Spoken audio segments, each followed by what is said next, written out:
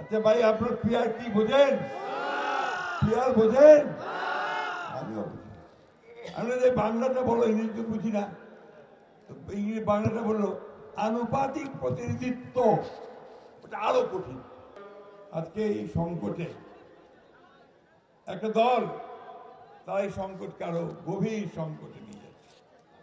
যখন আমরা সবাই মিলে ওই সংস্কারের সনদ সই করলাম পার্লামেন্টের সামনে 17ই অক্টোবর, এবং কতগুলো অনেকগুলো বিষয়ে একমত হয়ে গেলাম, সই করলাম। এখন হঠাৎ করেই সেই দলটি আজকে বলতে শুরু করেছে যে না, আমাদের পিয়ার দরকার। আচ্ছা ভাই, আপনার পিয়ার কি বোঝেন? পিয়ার বোঝেন? আমিও বুঝি।